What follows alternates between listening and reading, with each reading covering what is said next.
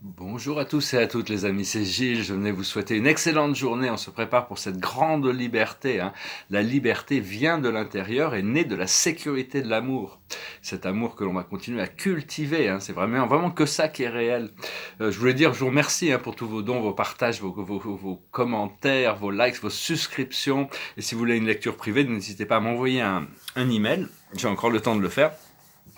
Alors je vais discuter de 2-3 idées spirituelles, puis je vais commenter un petit peu sur certaines choses, que je suis obligé d'en parler un petit peu sur le monde terrestre et ce grand drame shakespearien, on est devenu des acteurs dans ce drame shakespearien, bon des fois un peu contemplatif disons. La clé de l'ascension, c'est d'être complètement détendu, d'être complètement relaxé, de lâcher prise sur toutes ces choses du monde terrestre. C'est pour trouver la paix et la joie dans cette relaxation, hein. C'est très difficile. Enfin, c'est très difficile. Disons que ça demande un peu de pratique. Parce qu'on nous a donné le pouvoir de Dieu, hein, le pouvoir de Dieu. Et qu'est-ce qu'on en a fait? On a créé une réalité irréelle, un cauchemar. On a utilisé le pouvoir de créateur pour créer collectivement ce cauchemar. Mais on a le pouvoir de créateur de décréer, de recréer les choses, hein.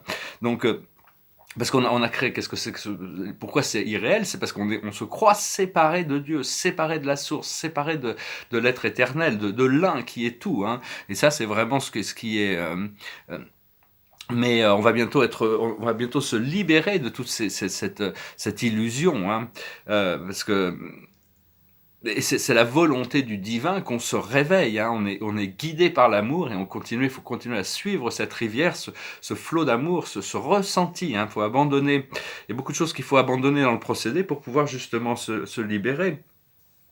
Et c'est la lumière du Christ qui est activée, cette lumière blanche dorée, hein, de l'âme. Et parce qu'il faut comprendre que tout ce que l'on voit, pour ceux qui sont croyants, hein, disons, tout ce que l'on voit, tout ce que l'on connaît, tout ce que l'on sait, c'est Dieu, hein. Il n'y a que Dieu ici, hein. Et voir Dieu dans toutes les choses, le bien dans toutes les choses, l'amour dans toutes les choses, ce qui n'est pas toujours évident, parce que des fois il y a des couches au-dessus. Et, donc, mais par contre, il faut se débarrasser de la connexion à tous les égrégores de la société, hein. Il faut lâcher prise sur tout ça pour trouver cette liberté, parce que c'est un petit peu comme si dans toute la création, il y avait cette planète, mais c'est une sorte de nuage sombre qui est complètement chaotique et tout, mais c'est juste une toute petite partie de nous-mêmes. Donc, il y a des moments où il faut atteindre le nirvana, il faut s'élever au-dessus des choses, au-dessus de tout ça. Et on est en train grâce à ce pouvoir transcendant de notre pouvoir de créateur, qui est un pouvoir transcendant, hein, avec la grâce de Dieu, on va pouvoir complètement se libérer de tout ça. Et il faut apprendre à vivre dans le cœur de Dieu, dans l'amour, hein, savoir dans le cœur des cœurs.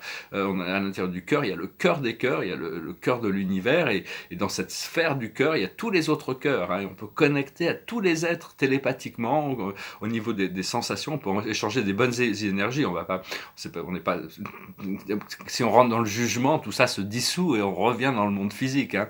Donc et donc pourquoi continuer à lutter contre ces choses qui nous font du mal, hein?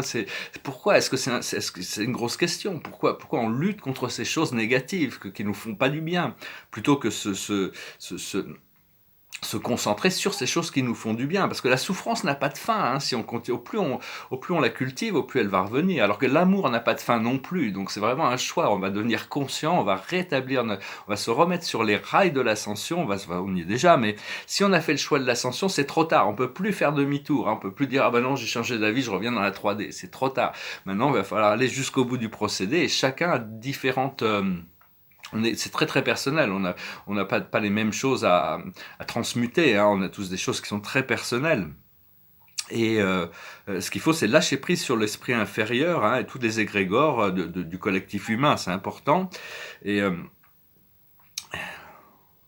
Et si vous avez des questions profondes que vous aimeriez bien avoir des réponses, il faut aller voir vos guides. Vos guides sont capables de vous donner ces réponses, hein, vous apporter ces réponses. Parce que des fois, on demande à Dieu et Dieu, il répond pas. Je veux dire, parce que bon, c'est à nous de trouver les réponses. Par contre, nos guides sont quand même là en assistance. Ils peuvent nous éclairer sur certaines choses qui nous permettent quand même d'avancer. Et le nettoyage, c'est un pas après l'autre. On va pas tout éclaircir d'un seul coup, hein. Chaque jour se suffit à sa peine, hein. Donc il y a vraiment...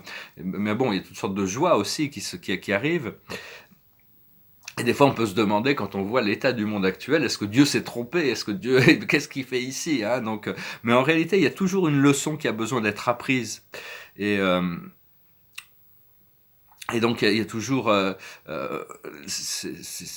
question a toujours besoin d'être apprise. C'est seulement qu'on a des points de vue, si on rejette la vérité, c'est contre-productif. Par contre, c'est complètement ok de poser des questions, hein, parce qu'il y a toujours quelque chose à apprendre de toute manière.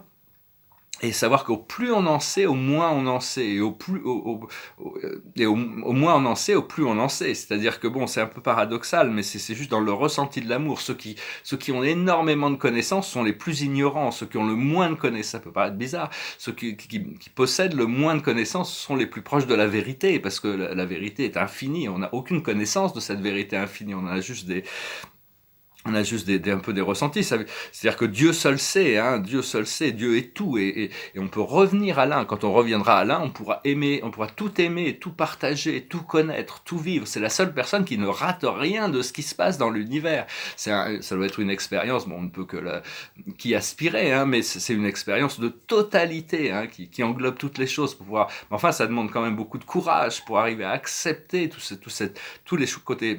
Bon, le côté lumineux de la vie, c'est facile à l'accepter, mais le côté sombre de la vie, parce que Dieu doit tout soutenir, supporter, passer à travers tout ça. Et donc, il y avait un grand philosophe qui s'appelait Marc Aurèle, qui, dans ses Pensées pour moi-même, il disait « Tout ce que vous entendez est une opinion, pas un fait. Et tout ce que vous voyez est une perspective, c'est pas la vérité. » Donc bon, tout est relatif, hein. Il faut arriver à comprendre qu'il faut lâcher prise sur toutes nos idées, toutes nos croyances, tout ça, pour arriver à chaque fois au plus on arrive à faire de vide et savoir qu'on ne sait pas, comme disait Socrate, au plus la vie va avancer vite pour nous, parce que de nouvelles vérités vont commencer à flotter à l'intérieur de nous, qui vont nous permettre de retrouver ce pouvoir, cette nature transcendantale. Oui. Je voulais aussi dire, je parle souvent de la Trinité du paradis, c'est parce que mon origine et ma connexion, hein, mais en réalité dans l'univers, c'est pas ça qu'on enseigne. On sert le Père Dieu, la Mère Dieu et l'un. C'est une autre Trinité qui est beaucoup plus connectée avec ce monde universel, hein. Donc bon, ça, chacun doit trouver son équilibre, hein, de toute manière. Et la mission ici des travailleurs de lumière, c'est de rester positif et de projeter une vision positive du futur, parce qu'on est co-créateurs. Il y a tellement de gens qui sont négatifs et qui projettent une vision négative. On a besoin de contrebalancer ça, parce que c'est les pouvoirs de créateurs, mais il n'y a pas besoin que la majorité soit positive.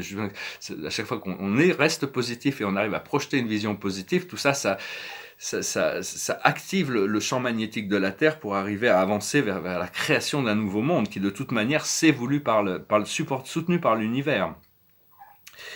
Et au plus on est créatif, au plus notre champ de perception, devient expansif, hein, et toutes les pensées sont créatives. Donc, je vais tirer quelques cartes et on peut parler de. Ouais, j'espère que ce message aura été intéressant pour vous. C'est vraiment, on est vraiment au point culminant, hein.